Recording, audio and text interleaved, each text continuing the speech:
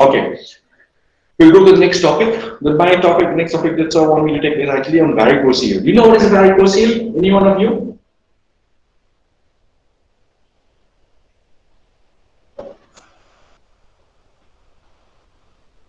No idea. Okay, I'll tell you the definition. We'll just cover this topic. Okay, the definition, etiology, the pathology of testicular changes in patient varicocele, clinical features, investigation, and the treatment. Okay, the treatment are different treatment. Okay, now the definition of varicocele. Varicocele is nothing but a tortuous dilatation of the pampiliform plexus. You see the spermatic vein, okay, which is dilated. Okay, dilated veins of the dilated tortuous vein of the pampiliform plexus of the spermatic cord, okay, which is found in about 15% of adolescent male, and is more common on the left side. Okay, why is it more common on the left side? Okay, if you see this vein here, this is the on the right side. Can you see my cursor? Yes, sir. Yes. Okay. So you see that the vein on the right side, it drains into the IVC straight, whereas the vein on the left side, it drains first into the left renal vein and then goes to the IVC. Okay, so there's any problem with this vein, okay, then they can develop varicocele. Okay, we'll go back to this picture a bit later. Okay, if you notice actually here in the left renal vein, there's an artery that comes and goes into the intestine. The aorta is behind here. Okay, this is called the superior mesenteric artery. This is a left renal vein. This is a superior mesenteric artery. So this can compress on the vein, okay, and causes a varicocele. This is one of these are varicocele in male and ovarian testicular vein, ovarian vein in female and testicular vein in male. Okay, so these are the factors. Before I go on, I'll see this is the factor. One of the factors which I mentioned was the perpendicular insertion of the vein into the left renal vein. Okay, the presence of a superior mesenteric artery. Okay, and then what are the other factors? Okay. Left testicular vein is a bit longer than the right side, okay, and increased hydrostatic pressure when the patient is in the upright position. The entry of the testicular vein I mentioned earlier is a perpendicular, and the phenomenon in which the superior mesenteric artery compresses the left testicular vein and the left renal vein. Okay, the left renal vein is also compressed, okay, by Nutcracker phenomena between the superior mesenteric artery and the aorta. Okay, this is called the Nutcracker phenomena. You know what is a Nutcracker? Nutcracker is the one that they used to, when you eat mikapan, no? They used to break those betel nuts with the supari with that Nutcracker thing. Okay, so they break it with that. Okay, so the same thing here. The Nutcracker is actually the two arms of the superior mesenteric artery and aorta. They crush the renal vein. Okay, and sometimes that happens. Even though there are no proven valves that are present in the vein, but the congenital absence of valve is actually present in 40% of patients. Okay, I will not talk about this. These are not so common. I'll tell you the other etiology is when there's a tumor in the kidney. Someone must have taken a class for you on renal cell carcinoma. Renal cell carcinoma, they are very notorious of developing what you call tumor thrombus. The tumor can go into the renal vein, okay, and go into the IVC. So now, if the tumor is in the left kidney, okay, it can go into the left renal vein, and that tumor can block this left testicular vein, and the patient can develop with varicocele. Okay. So besides the anatomical anomalies or position of the left testicular vein, the other one are renal cell carcinoma. They can present with varicocele. The other condition is that when there is a thrombosis of the left renal vein, and also what happens if there's thrombus in the IVC, you can have bilateral varicocele. Varicocele is more common on the left side because of this, but varicocele, when it's present on the right side, you should also suspect there is a thrombus involvement of the IVC. Okay, so now what are the changes in the testes? Why is varicocele important? Because it has an adverse effect on spermatogenesis. Okay, because of the reflux of the renal and adrenal metabolites. Okay, there's hypothermia. Okay, because when the testis is covered with a lot of blood vessels, the blood vessels will keep the testis warm. So besides that, when the blood circulation is impaired, the arterial supply to the left testis is also gone. So when the hypoxia and the local testosterone hormonal imbalance, these are all conditions that develop in the testis with varicocele, and they have a problem with spermatogenesis. Okay, all these factors. Okay, so there's a historical changes. Both the testes are eventually affected by the varicocele. So you can see these are the seminiferous tubules in which the testis. This is the sperms that are developed spermatozoa. In patient with varicocele, there is tubular thickening, there is interstitial fibrosis. Okay, there is hypospermatogenesis. There is a decreased amount of sperm that are being generated, and most of the time these sperms, when they develop, also they are poorly developed. They don't develop, they have a maturing arrest, and also their Leydig cells function is also impaired. Okay, what are the clinical features? Most of the time, varicoceles they are asymptomatic. They are detected during medical examination. Okay, for example, we have seen a lot of patients, a lot of these men who go for an army recruit or recruit in the police. They have to go a mandatory examination of the genitalia. There they were found to have varicocele. Then incidentally they are detected like that. And obviously when they are being evaluated for infertility. Otherwise, what happens is a large varicocele they do not produce a severe pain. They just can produce a constant dragging pain. Okay, which is aggravated by standing and even playing. They have problems playing like football and all that. Okay, so testicular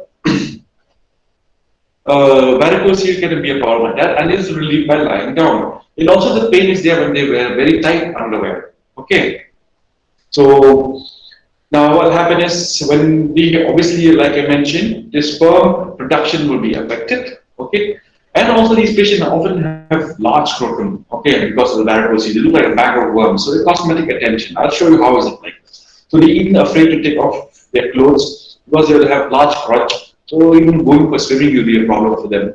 Okay, so it's important to see these patients. I'll show you a picture of it later. Okay, to examine this patient, most time you have to examine the patient in a warm room. Why warm room? Because any one of you? I hope you're still awake. Because it's actually in the warm room, the testis, the scrotal skin will remain sag. What happens if the testis is exposed to cold temperature? The tartars contract. So the tartars contract, you may not be able to see the varicocele. Okay. Let us show you the picture of varicocele.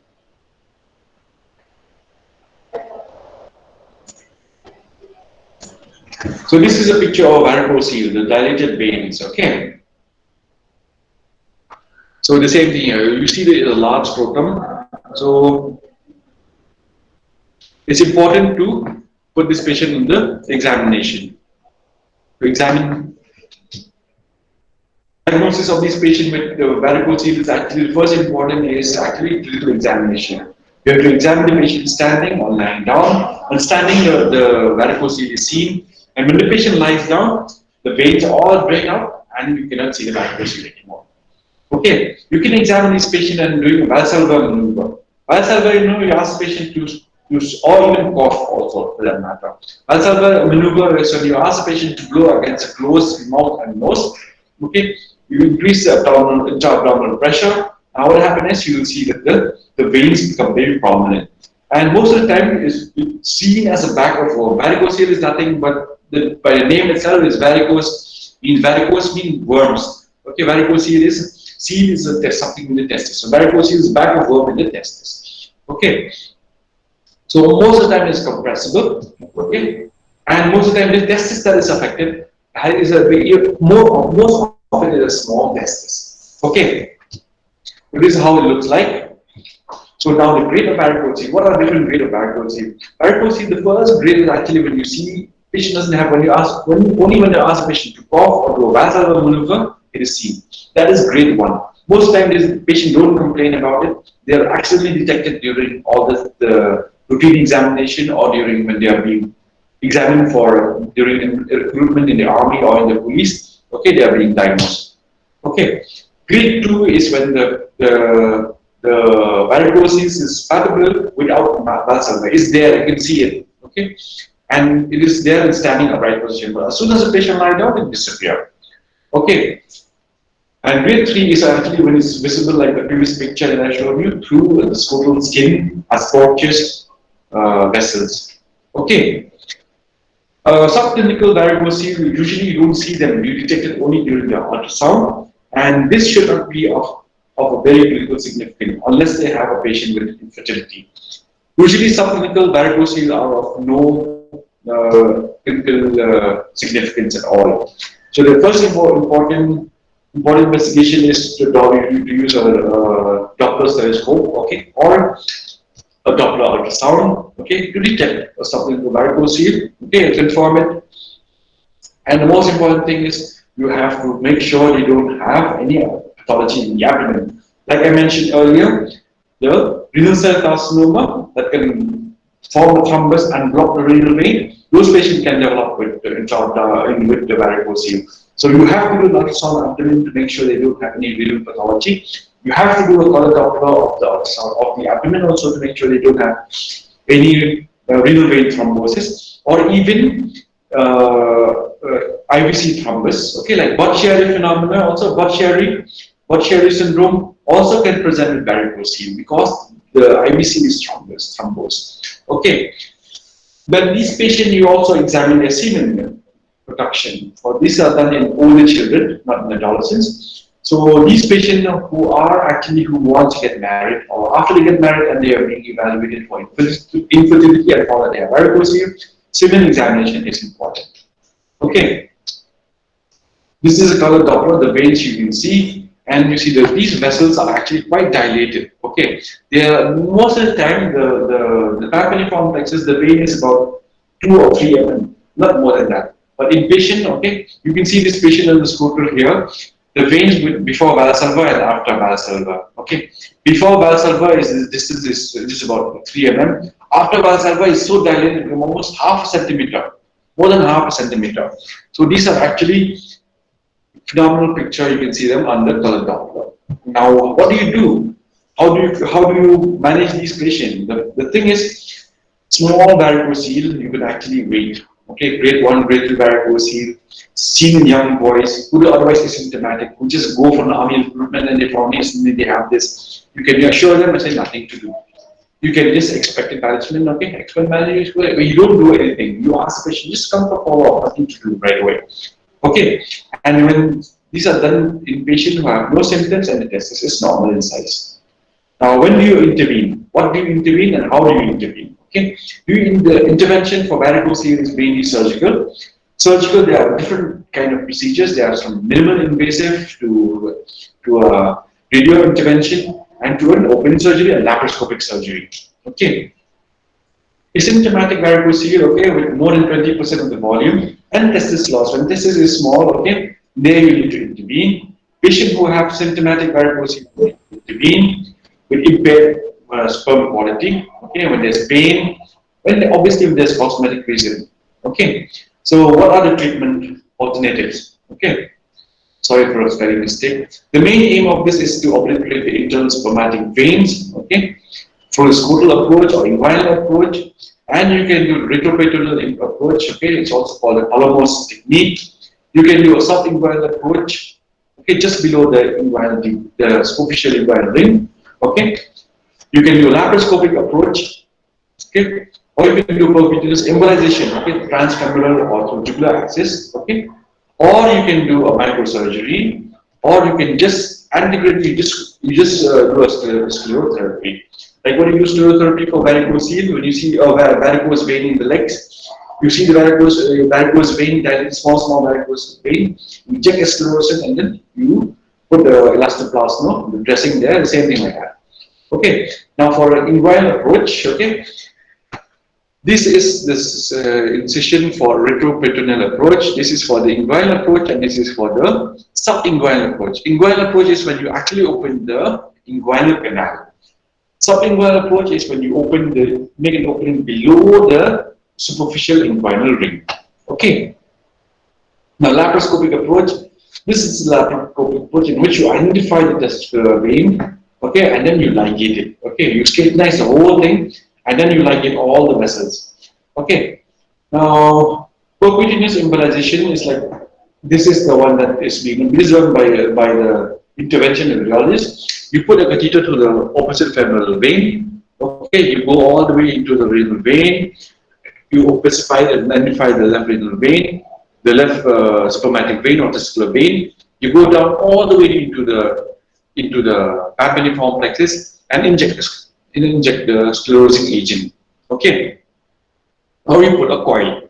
Okay. So this is done by the intervention radiologist. Okay. The thing with this is sometimes what happens is these varicocele can get thrombosed and it can never be compressed again. Sometimes what happens is the varicocele is still there, but it's not compressible anymore. Okay, microsurgery, in which is done for the inguinal approach or the subinguinal approach, in which you identify each and every tributary of the pampiniform plexus, you ligate and sclerotinize the spermatic port. Antegrade sclerotherapy, in which you percutaneously inject into the vein, pampiniform vein, and then inject a sclerosing agent. Okay, like this. So this is a different treatment for the varicocele. The complication of treatment, okay, hydrocele formation due to ligation of the lymphatics. Okay, they can develop hydrocele and scleral edema. The most important, actually, and common complication is actually recurrence. These are very notorious for having high recurrence rate. When you do an inguinal approach or you do a high approach, sometimes what happens, the tributary, some of them are still there. So in due time, they can become dilated again. Okay. Now, accidentally, if you tie off the testicular artery, they can get testicular infarct. And when they do angioembolization, the coil can get dislodged and go into the pulmonary artery, and infection and hemorrhage. Now, what if you don't treat varicocele? If you don't treat varicocele, actually, most of the time nothing will happen. But in some patients, what happens? They can develop infertility, okay, and then they can also develop testicular atrophy because of the testis is being compressed by this dilated veins, which is keeping the testis warm and all that. With all the hormone changes, with all the inflammatory changes, the testicle can become atrophic. There is no risk of malignancy. So you don't tell the patient this procedure, this condition will not kill you, but obviously they'll give you a lot of problems. So intervention is needed, and it has to be done usually by the expert. The general surgeon does it regularly, or by the urologist. Okay. Any question?